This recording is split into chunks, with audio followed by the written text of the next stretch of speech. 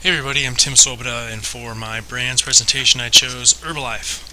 Um, some of the background on the company was founded in 1980 by Mark Hughes. Kind of the classic American rags to riches story, started as weight loss and nutritional supplement company out of the back of his car, selling to anybody he could.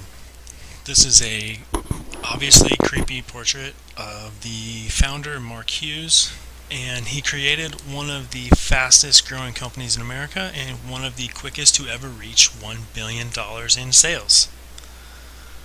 But the company is kind of organized strangely.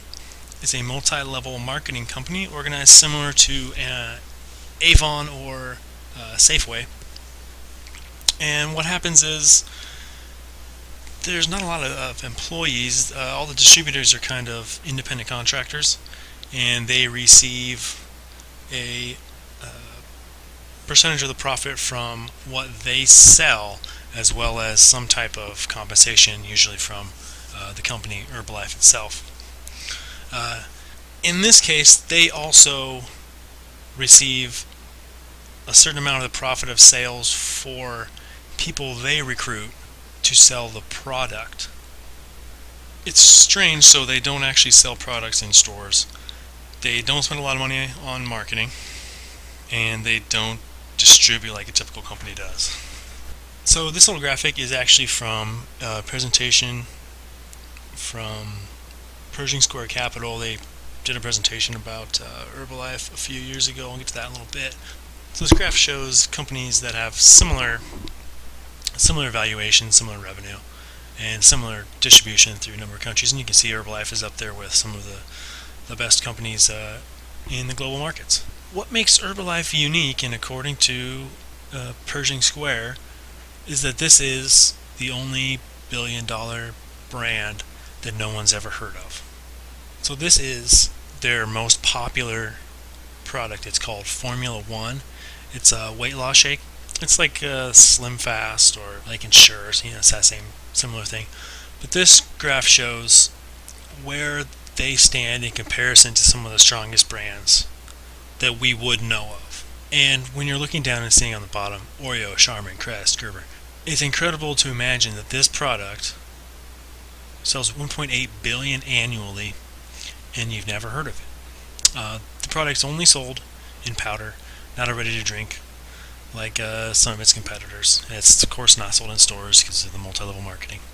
So this came to my attention when I saw some news articles a few years ago that an activist investor, Bill Ackman, he's manager of Pershing Square Capital, he had a large short bet against Herbalife.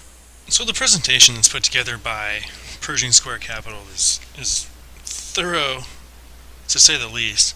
It was 3.5 hours and over 330 slides.